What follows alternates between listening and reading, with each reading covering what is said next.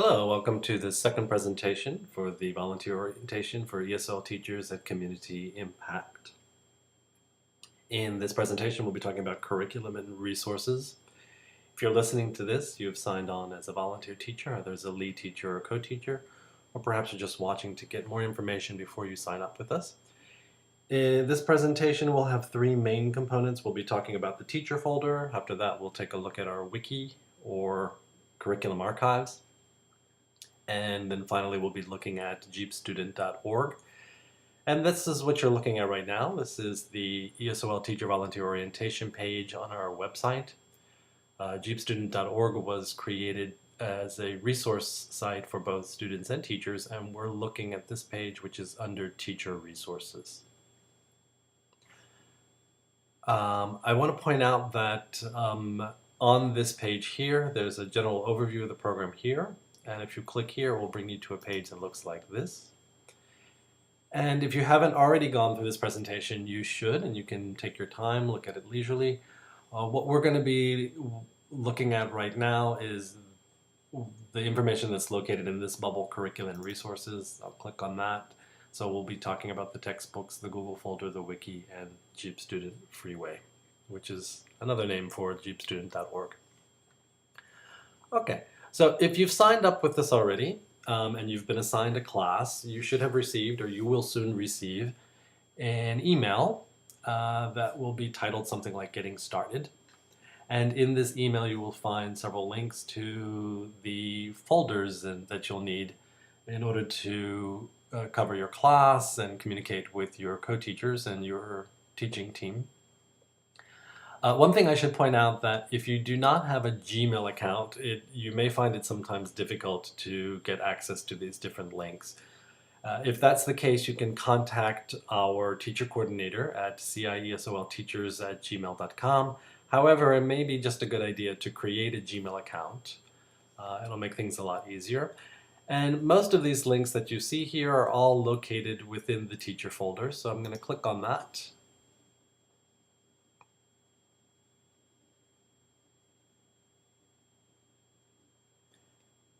And you will see something that looks like this. And so just about everything you need to teach your class, you'll find in here. And what we're going to do is just kind of go through these spreadsheets really quickly, and then we'll take a look at these folders up here. The first document that you see here tells you how to gain access to the curriculum archives, or the wiki. We'll talk a little more about that later on. The second one is the calendar. This is the calendar from our fall 2017 cycle. On the calendar, you will find the day of the first class, information such as when the conversation classes begin. By the way, the conversation classes generally begin the second week of classes, not the first week. You will normally find the dates of our teacher workshops. Those dates will sometimes change. We offer 3 professional development workshops throughout the cycle, and we do ask that our teachers attend. This is a requirement of our funding, and we'll give you a little more information about that later. You'll find the days that we have no classes, either because it's a holiday or perhaps, and you can see here, for example, that there was a parent-teacher conference at one of the sites, and so in that particular site we didn't hold classes. You'll also find out when the testing begins. As a teacher, you're not responsible for administering the assessment test. Our staff does that, but we want you to know when the testing will be taking place, because we will be pulling students out of your classroom and it might be a little disruptive to your lessons. So that was the calendar. This next document here, which is entitled Recommendations for Students to Repeat Level, you won't have to worry about that until the end of the cycle, and we'll send you a reminder. But what we'd like you to do is, if there's any student in your class who you feel could benefit from repeating the same level in the following cycle, we'd like you to give us their information, and we'll talk to the students and ask them if they agree to repeat. This is the schedule of ESOL teachers. So this is one of the more important documents that you'll be looking at.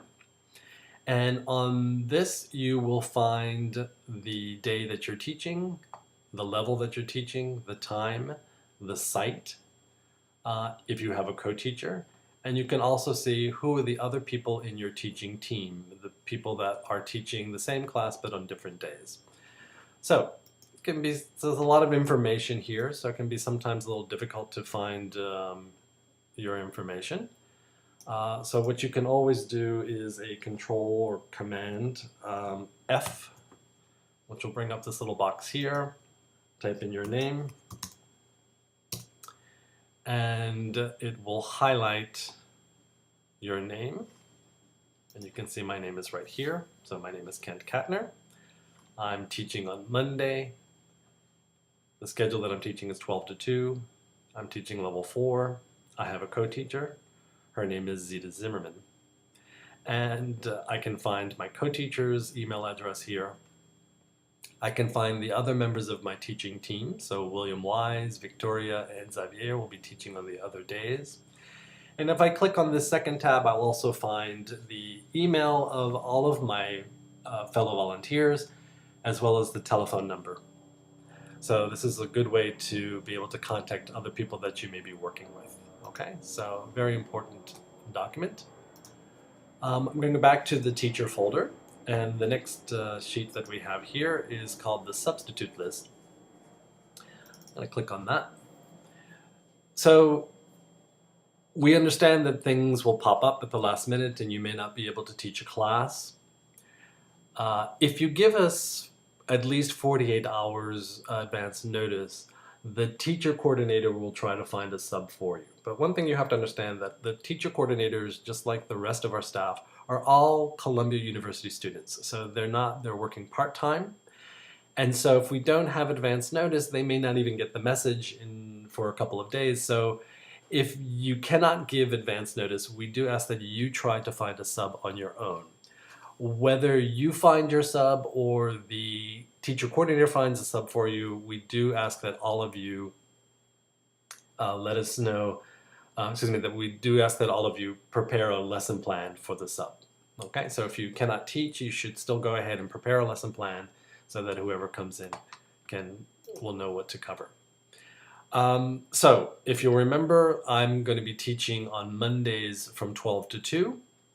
And since I have my afternoon free, I'm going to come in here and sign up on another day or time that I'm available to sub. So since I'm teaching 12 to 2, I can stick around afterwards and maybe sub for the 4 to 6. So I'll put my email address and my telephone number. And we ask all of you sign up for at least one slot, if possible. And that way, if ever I need to find a sub for my class, you can see there's no one here who's available, so that makes it a little tricky. But if somebody who's teaching the 4 to 6 class needs a sub, they can contact me. And if I'm not doing anything that day, I can take over.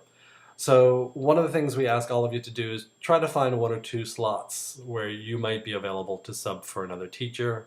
Come in here and put your name, the time that you're available, the email address, and the telephone number, your telephone number. Okay, so I'm back at the teacher folder. Here's our substitute policy. So just a repetition of what I've just explained. But I want you to note that at the last minute, if you do need to find a sub, the first person you should reach out to is your co-teacher, if you have a co-teacher. You might also want to reach out to other people on your teaching team, so the other teachers who are teaching the same class but on different days.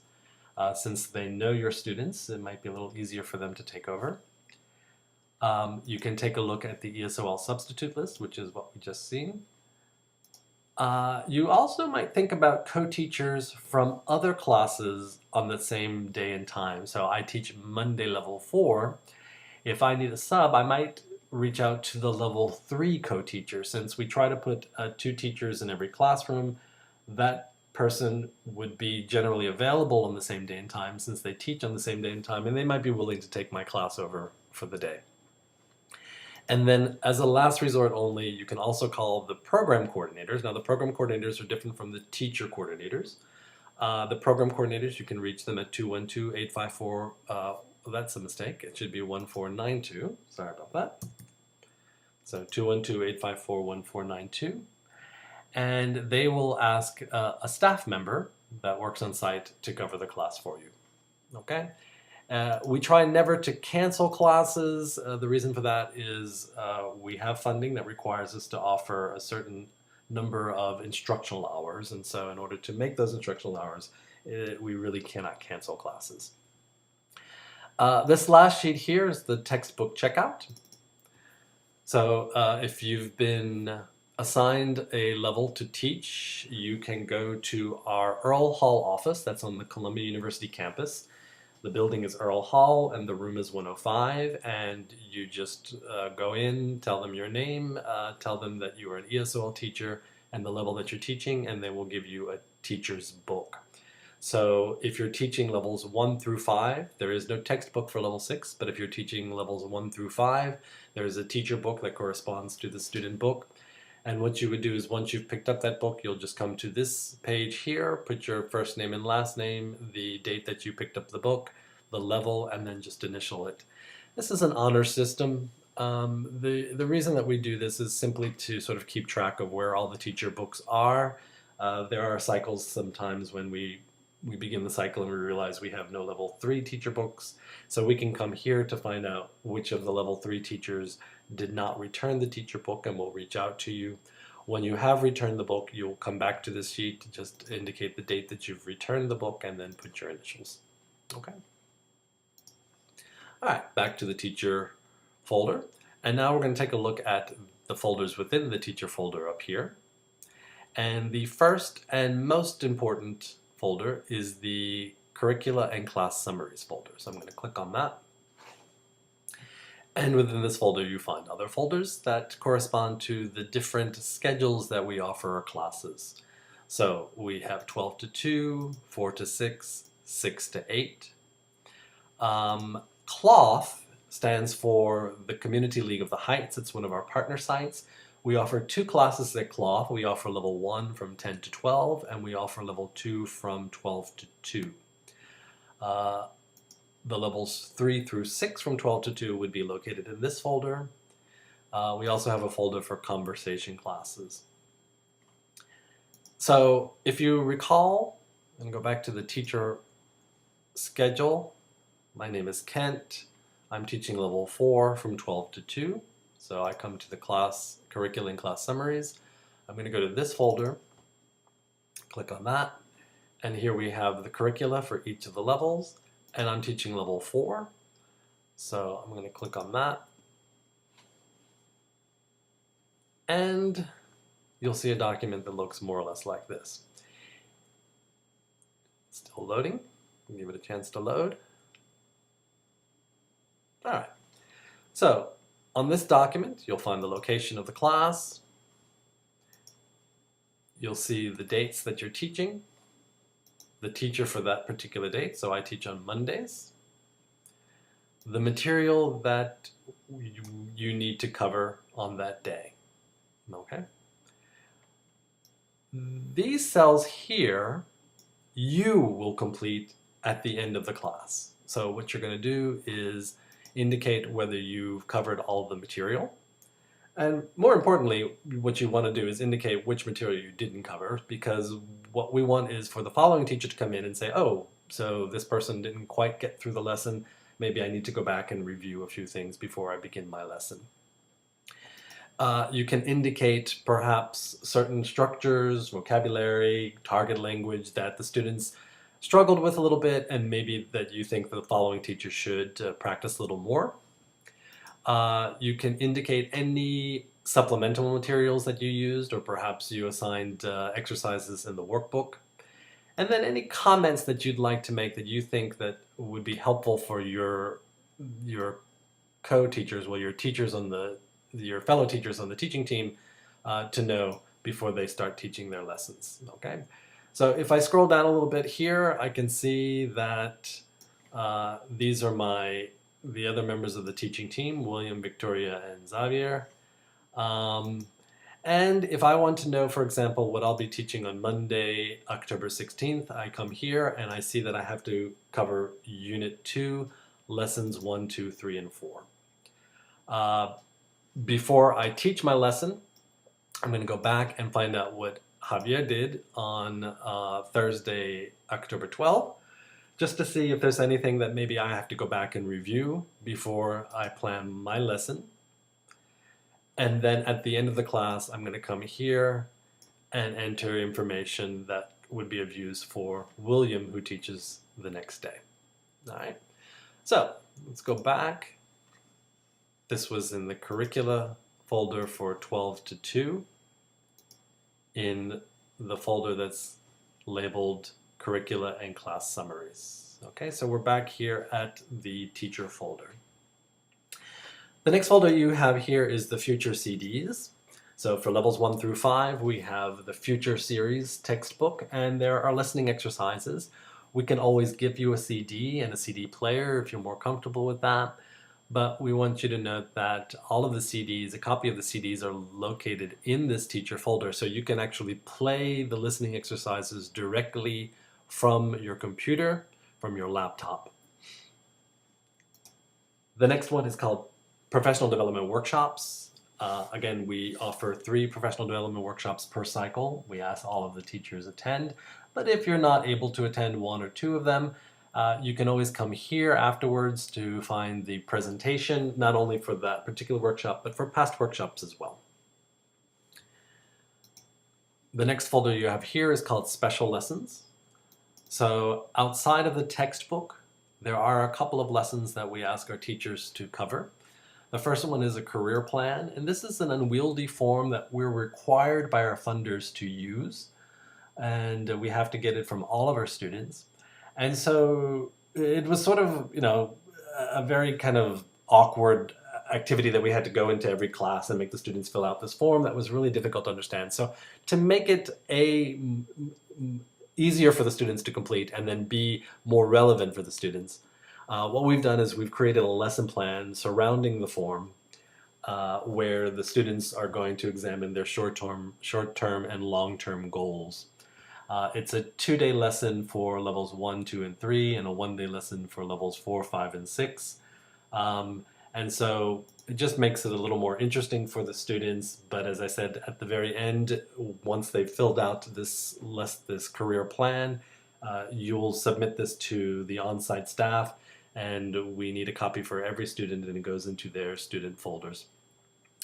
This second special lesson is about recycling, and the reason you find this here is that some of the sites where we offer our classes are government designated green spaces, and so in order to comply with their funding requirements, we need to make sure that everybody is aware of the different recycling bins and that they're aware of the recycling policy.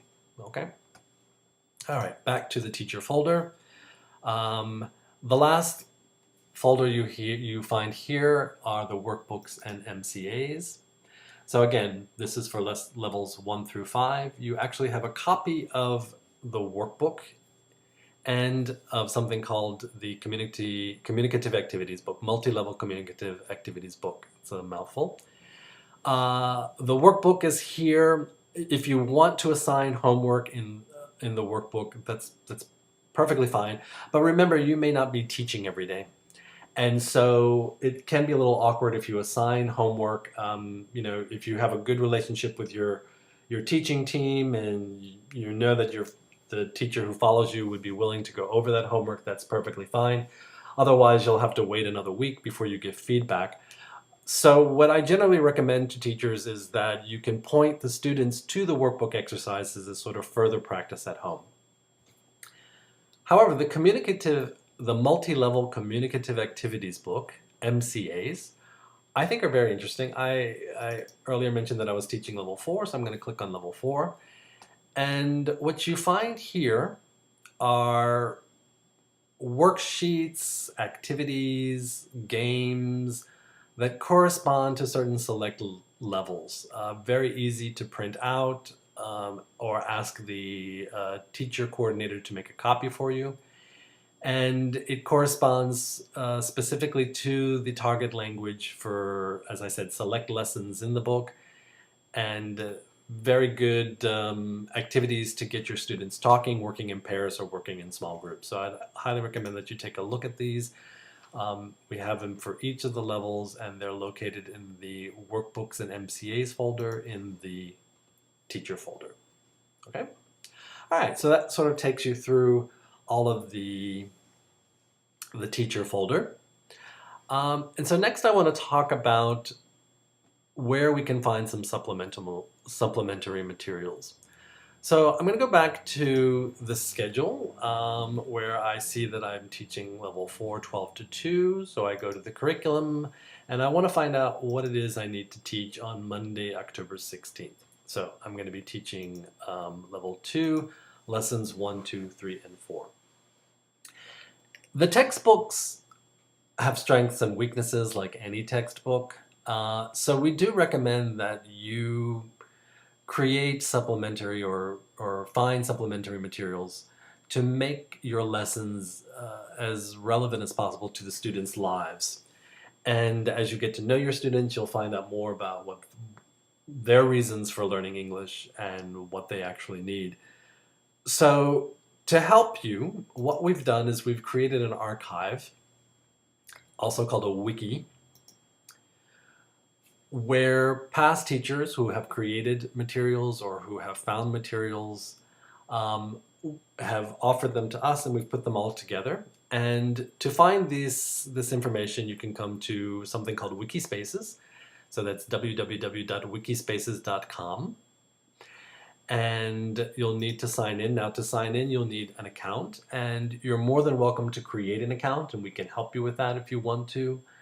But what we found, however, is that the more obstacles there are to getting into a site, the less likely it is for people to use it. And so to make it a little easier for you, we've created an account, a general account that everybody can use. And the username for that account is CITEACHERS, so CI Teachers. The password for that account is literacy, LITERACY. So you would sign in, and if you click here where it says keep me signed in, once you've signed in once, you'll never have to sign in again. It'll go directly to the wiki. And so here you can see that we have, for all of the different levels, resources. Again, these are resources that our volunteer teachers have shared with us. You'll also find some of the teacher trainings and just general information about technology here. Not many, but a few resources for the conversation classes, and we'll talk about level 6 a little further in. So, if you remember, I was teaching level 4. Actually, I've forgotten already, so I'm going to go back and find out what is it exactly that I need to teach. So I look at the curriculum. I'm teaching level 2, lessons 1 through 4. Excuse me, unit 2, lessons 1 through 4. So I come to, where's the wiki? There we go, sorry. So level 4, I'm going to click on here, and it brings me to this page. And over on the right here, you can find that you have the resources by the unit. Okay, I'll be teaching unit 2, lessons 1 through 4, so in a bit I'm just going to click on that. But up here, just notice there are some general resources, some general grammar lessons, listening practice, reading practice, activities and games. There's also, once again, just as we saw in the teacher folder, you have here access to both the future workbook and the multi-level communicative activities book. There's also a few questions on the Best Plus exam. The Best Plus exam is the assessment test that we are required to use by our funders. You do not have to prepare your students for the test. Just by going through the curriculum, your students should make gradual gains on the test. However, if you want to sort of give them a little boost, you can take a look here. But what I want to do is prepare my class, which is level 2. I'm going to click on level 2 here and see if there are any other materials for lessons 1 through 4 that have already been created for me so that I don't have to reinvent the wheel. And so you can see for the first 2 lessons, there's a little grammar exercise concerning infinitives and gerunds. There's another one, a little grammar worksheet on simple present versus present continuous. Scrolling down, there are lessons that will help me write a resume or read a resume. And then further on, there's looks like it's a jigsaw exercise, so probably a communicative activity. And so these are worksheets or activities that were either found on the internet or created by our teachers. And if I want to use them, I can just press on download.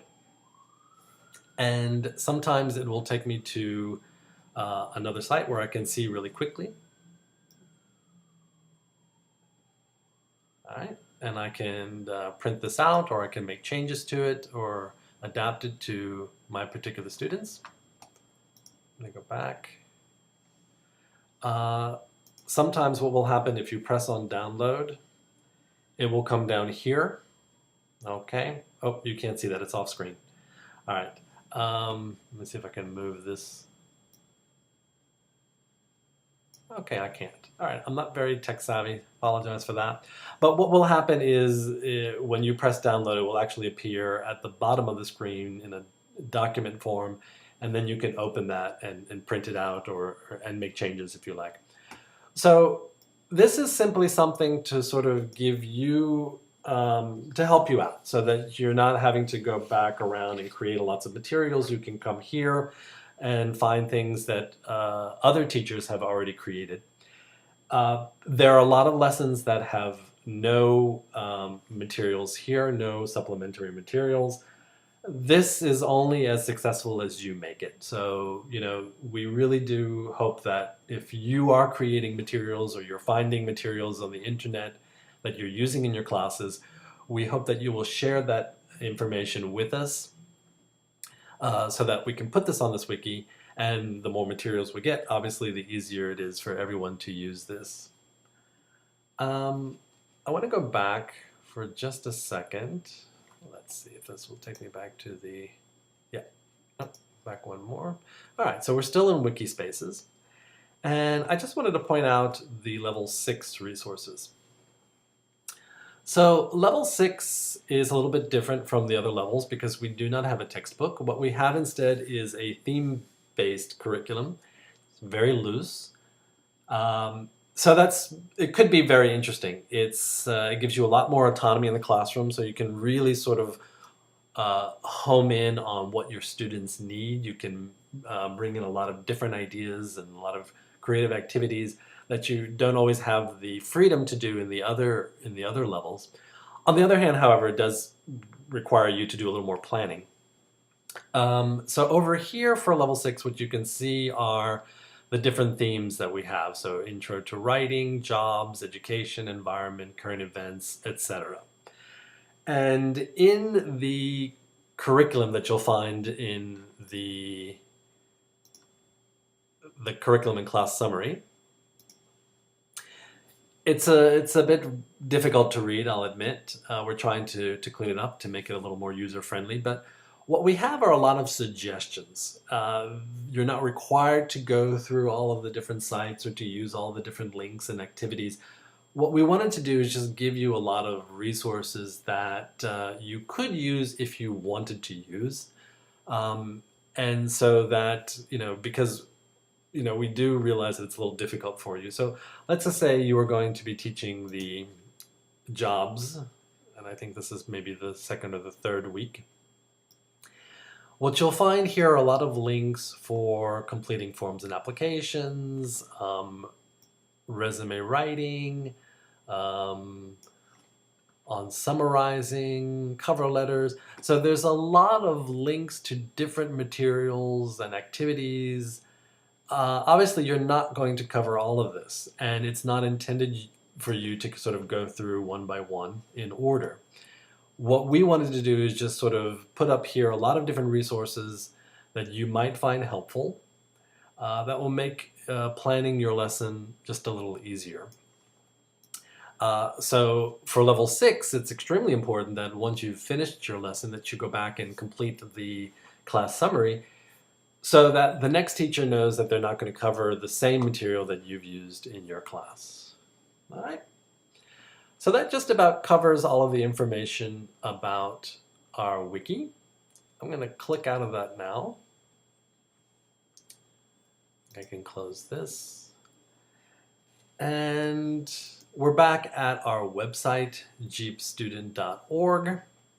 And I'm just going to take you to the home page.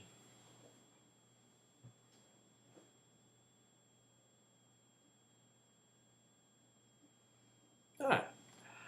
So the address that we give to you is jeepstudent.org, and if you put that address into the address bar, I don't know what this is called, what you'll notice will come up is cifreeway.weebly.com. Basically, we owned the rights to jeepstudent.org, and so since we started to use this website instead, we simply made it transfer directly to this. This is a website that was designed to offer resources for both students and teachers. It's a work in progress, and I hope that it will always be a work in progress, because what we would like to do is try to make it as user-friendly as possible. And so we really want some feedback from you. If there are links to sites that are no longer valid, if you have suggestions about how we can make it easier to use, if there are sites that you think are very helpful that we don't have, please give us that information. We want to make this something that you will be using on a regular basis. Our homepage, there's nothing much right now. Okay, there's a nice little video about the ESOL program. But as I said, we're still building this. We hope to make it better each and every day. So what I'm going to do is just kind of point out a few features of this website. Here under Student Support Services, you will find there are job resources, there are actual job listings. There's information about our Job Road, which is a support program for anybody who is currently or formerly enrolled in the ESOL or the TASK program, and it helps people find a job. There's College Road, which helps people go to college, and there's Social Services. Social Services offers links to agencies that help with any kind of problems that our students might have. If they're kicked out of their apartment and they're living in a shelter, if anybody needs childcare, if they're trying to sign up for health care, if they're having problems with domestic abuse. So there's a lot of services here where they can come and they can also contact our social services coordinator who can help them navigate it. So you generally wouldn't be using these sites, these pages here, but you might want to be aware that they're there, so in case your students come to you, you can refer them to them. Under Student Resources, we have ESOL, we have TASK, Khan Academy, Computer and Technology Skills, Citizenship, and then TASK in Spanish. I'm going to take a look at the ESOL.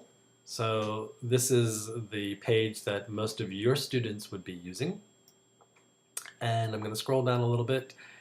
And what we've done is, there's not a lot here. There are a lot of other websites that will give you sort of a list of links where they can get further practice and things like that. What we've tried to do is make it, again, as user-friendly as possible. So we're going to take a look here at We Are New York.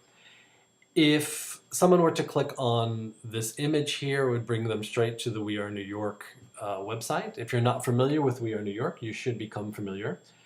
It is a television series that was created by the New York City Mayor's Office in conjunction with the City University of New York.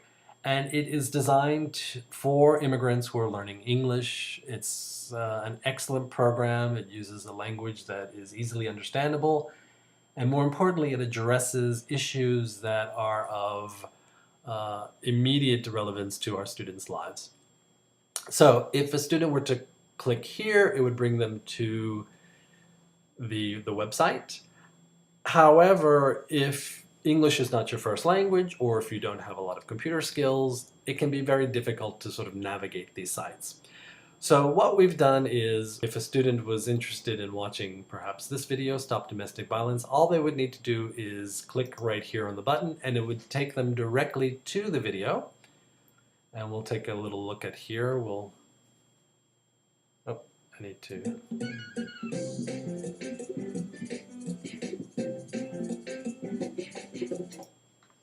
Son, I play a grandfather? Very good. Okay, we're not going to watch the video. Just to give you an idea of what you can find on this site. Another thing about this site is it is phone friendly. So if your students have a smartphone and access to Wi-Fi, they can click on any of these buttons and they can watch the video directly on their phone. So as much as possible for each of these different sites, we've tried to make it a little easier for them to navigate. These are just some other useful websites to learn English. We have explained what a podcast is, and here are a few podcasts for your students. And there's also a few free apps that they can download onto their smartphones if they have it. Okay? So I especially want you as teachers to be aware of this first one, the We Are New York, because this is something that you might want to use in the classroom as well. Okay, these are very useful for the classroom, very easy to use in the classroom. A couple of other sites that your students may want to pick out, take a look at are computer and technology skills. And if any of your students are interested in taking the citizenship test and the naturalization interview, they can find some information about those things on our citizenship page.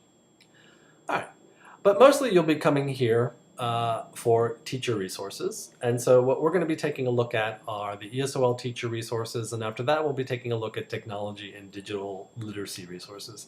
So let's begin with the ESOL teacher resources. And so I've just given you a presentation of the wiki, and you've seen that in order to access the wiki you can go to wikispaces.com, but you can also come right here.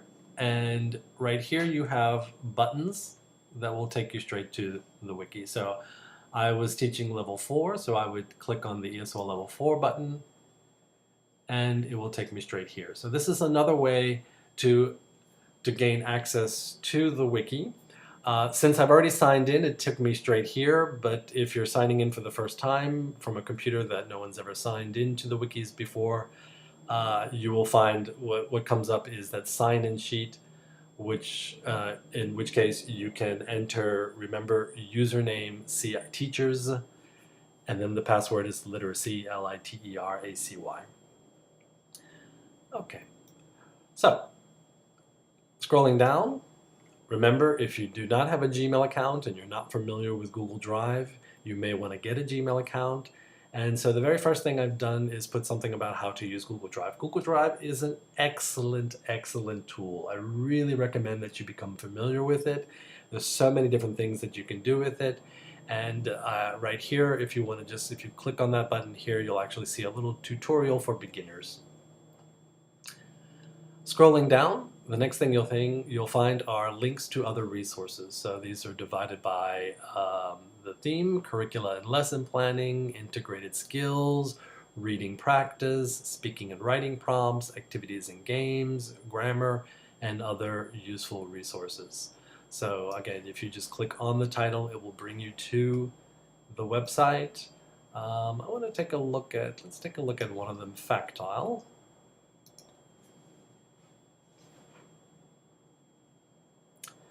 Factile is a very interesting tool that you can use in the classroom, and basically what it does, it sort of sets up, you can create a Jeopardy style game for your students. It's fairly easy to create. I want to just show you the demo game here. So this one is a game that was created by an American history teacher for his students, and we'll play now. And the way this works is you choose the number of teams, so you put your students in teams and choose how many teams you have. Let's select 2. Do you want to play in buzzer mode? I don't really know what that means, so I'm going to say no. You choose your 2 team captains, so we're going to have banana and orange as our teams. And then we start the game. And so here, these are the questions that the teacher who created this game have put up. And the way this works is you'll start with Team Orange, and Team Orange is going to choose people to know, and they'll select for $100. This visionary led the civil rights movement. Okay, well, Team Orange knows the answer to that, and they're going to say Martin Luther King. So they got that correctly, and it shows them the answer. So this would be something that would be projected on the screen, okay, so that all the students could see. So you can see they got 100 points. Okay, they'll continue, and it's Team Banana's turn. So they'll perhaps click on people to know for $200, and this president abolished slavery, and Team Banana says, yes, that's George Washington. So you give them an X, you can see that they lost $200. Perhaps Team Orange knows the answer, otherwise you can skip and see the answer. Okay? So this is very, very easy to set up. I think it makes for sort of a fun, different kind of activity. And these are just some of the sites that you can find here that you might find helpful. Okay? The next section under teacher resources is professional development sites. So a lot of you have teaching experience, but not necessarily in ESOL. And if you would like to find out a little more exactly, find a little more about teaching specifically to adult immigrants, these sites are wonderful sites that offer online professional development free. And you can come here. And just like our students, I find that we teachers sometimes also get very discouraged easily if we have to navigate a website. So whenever possible, I've tried to make it as easy as possible for you. If the New American Horizons Foundation, for example, is an excellent organization that has created a series of videos. They're each about 30 minutes long. And you can click on here to go to the site, but if you click here, it'll take you straight to the video. And it takes a little while to load. So I'm going to go ahead and click out of that. Well, you saw it there. So again, this is for professional development for teachers. Another thing that I've done with these videos here is I've added a few buzzwords afterwards so that you can see, perhaps you'll hear us use these words in the professional development workshops or just in your day-to-day interaction with other people in the adult education field. And so you hear about a language experience approach, and you know that you can come to this video and find out a little more about language experience approach. But you can also scroll down a little bit more, and we have something called best practices in brief. And so these are just buzzwords that you're going to hear. These are concepts that we cover in our professional development workshops, such as differentiated instruction, formative assessment. And so if you hear these terms and you're not quite familiar with them, you can always ask the teacher coordinator or myself. Or you can also come here, and earlier we talked about the language experience approach. So you have a very short definition here, but if you click on the link, it'll take you to a 1 or 2 pager, right? So it's not very long. That will give you more information about these different instructional strategies that you'll find here. All right. So remember, we're still under teacher resources, ESOL teacher resources. I'm going to keep scrolling down. And the next thing you have here are websites that may be integrated in the curriculum. These are websites, these websites are not for students and they're not for teachers. These are websites that just people in the community might find useful, okay? For parents of school-aged children, for healthcare, for city life. City life, it could be simply stories about life in New York. It could be accessing information about city health and human service benefits. It might be, here's an inspirational message from the New York City Office of Adult Education, workplace-related, civil rights, authentic listening sites, etc. So these are websites that you might either want to use in the classroom or let your students know about. Let me point out just one of these. LaGuardia has put together an interesting page for parents, and it's basically sort of teaching parents about school events or just things related to their children's education that we take for granted, that but for an immigrant might be very different. So, for example, it explains how to read a report card. There's information about parent-teacher conferences and why people should attend the parent-teacher conferences. So again, these are links that are not necessarily tied to our curriculum, but they're things that might be of use for your students and that you might want to share with your students. I'm going to continue scrolling down. Earlier, we saw on the student resources page the links to the We Are New York videos. And here what we have are links for additional materials. If you wanted to use We Are New York in the classroom, you could come here to find study guides, low-level readers, vocabulary lists, etc. If you have been with us for a while, you may have remembered when we talked about problem posing, which is an excellent activity where you give students, put them in groups, give them a picture, and they answer these 5 questions. But if you're looking for pictures to use, you can come here and click on the image bank, and it takes you to another resource from We Are New York with lots of pictures to use. So you don't have to go looking for pictures, you can find them here. And whether you use them in conjunction with the video or not, they're very useful. If you'd like to find more about this activity here, you can click on here, Redefining Civics Education Through Problem Posing by Hilary Gardner. I'm going to continue scrolling down. The National Center for Families Learning offers a lot of useful activities that you might want to take a look at and that you can use in the classroom. I want to talk about one particular one that's En Camino, and it says this is an educational resources that supports Spanish-speaking families' aspirations. It's not geared only towards Spanish-speaking families. Basically, what they've done here is created a bunch of activities and presentations for immigrants whose children may now be in high school and who are going to begin thinking about college. A lot of the people that we serve have very limited education in their own countries, and so if they've never gone to college, it may be very difficult for them to sort of guide their children because they're simply not college aware. And so what this is, En Camino, is it was designed to sort of get both parents and their children sort of aware of the benefits of going to college. So I'm going to just give you an example of one module. And generally we'll come up with a little video. Many important things are coming together for this family as they move forward and build. And I'm going to pause it there. We're not going to watch the video, but the videos can be interesting. But there have down here these sort of activities that could be really useful in your classroom. And if I'm going to click on this one, Education Opportunities, Start the Activity.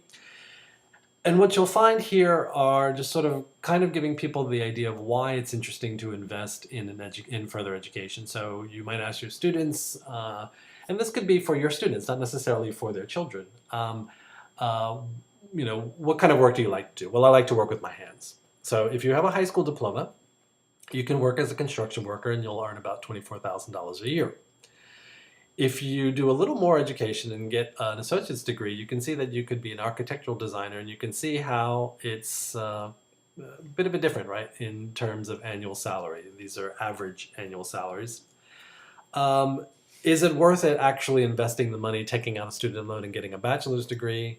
Well, with a bachelor's degree, you're going to get a much higher salary, and you can even get a graduate degree and become an architect.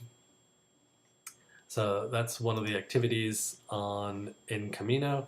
Each of these different modules has little activities like that that you might want to take some time to explore to use in the classroom. Okay? All right, so I hope you take some time to sort of take a look at what's available in the ESOL Teacher Resources page. But also remember you have these buttons up here which will take you directly to the Wiki curriculum archives. I want to point out just one other page under Teacher Resources, and that's the Technology and Digital Literacy Resources. So these are teacher resources, different from the student resources, but they're also under student resources.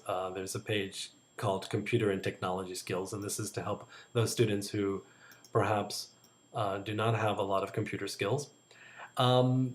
Getting started, there is something from Connected Technology Toolkit, which just sort of talks you through, if you're not used to using technology in the classroom, what it means to do so, and just some sort of suggestions on how to do it, and specifically when doing project-based learning. Okay. Continuing down, here are some useful resources. There's a curriculum for basic computer skills. It's not something you would necessarily do in the classroom, but you might find some useful worksheets for vocabulary and handouts, etc. The North Star Basic Computer Skills Assessment. These are tests. Okay, so your students could do these, or you could do these at home. Just find out how tech savvy you are. These are tests that were created, and you don't get the right answers, so it's not really a learning skill, but it's sort of kind of lets you know where you or your students might need to buff up on their technology skills. Okay, so you can kind of look through these useful resources down here. These are specifically for adult ESOL. These up here could be for both the the ESOL classes or for the task program. Here are some professional development sites, but toward the bottom of the page, we have something called useful tech tools, and these are tools that I think are really very helpful for teachers to use in the classroom, or at least to get their students to become aware of. And when possible, what I've done is given you a link to the site, but also a link to a tutorial. So this little video here, if you watch it, is not the Quizlet site, but it's a sort of training on how to use the Quizlet site. Okay, so if you're an old dog like me who is not very good with new tricks, this can be really useful. I'm going to scroll down a little bit. Test Teach is another useful site. Again, here's a tutorial, but what I've done is I've gone ahead and created a lesson plan using Test Teach just so that you can see how easy it is and what you can do with it. So this is our website. So the first thing you can do in this lesson plan, actually there's a slide missing. Okay, so here's the first slide. And obviously you can put text in the slide. But what you can also do is find PowerPoints that other people have already created. So this PowerPoint I was able to borrow from Moira O'Grady, who works in Corpus Christi Primary School. And this was available on the TES Teach site. So I didn't have to create this PowerPoint myself. I just kind of dragged it over and put it into my lesson plan. And so I went through it to make sure that it was relevant for my students. And so this was something that made it a lot easier. So I didn't have to reinvent the wheel. The next thing I did was I found a YouTube video on YouTube about recycling in New York City, and so I added that, and I can play that for my students. This is the recycling page. You should all be familiar with that. And it's a little slow today, but I believe this fifth slide here is a quiz that I've created for my students. So if you wanted to, you could actually have your students log on to the site and take the quiz, and you'd see how well they understood what you've prepared, what you've presented. Okay, it's taking a little while to load, so I'm going to continue on. All right, continuing down, a few more useful sites, but all the way down at the bottom is a YouTube channel.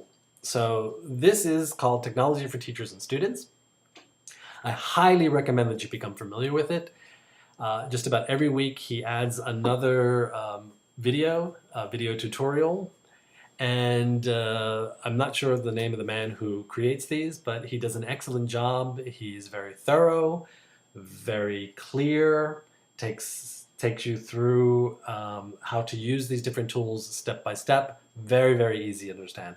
So just that you understand, these are not links to, say, PresiNext or Factile or Socrative.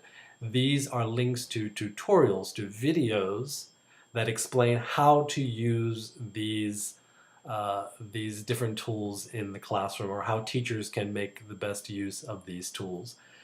So again, if you're not tech savvy like me, this is an excellent place to come to find out how to use all of the tools that we've shown up here. All right. So that just about ends it. I want to just point out just a couple more things.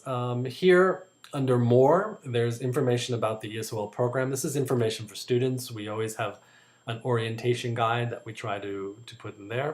And then there's also something called the gallery. Click on the gallery. And this was intended to sort of highlight student work. As I said, this whole website is a work in progress. So if you have ideas about how we can add things here, perhaps if your students have created something that's really interesting and we can get their permission to add that here, let us know. Perhaps they've done a little video, or just writing that you find interesting, and we can always add it here. For the moment, what we have right now are the ESOL Speaks, which is our literacy magazine our literary magazine that we create at the end of every cycle. And so you can see here we have the Fall 17. Let me click on here so you can see it.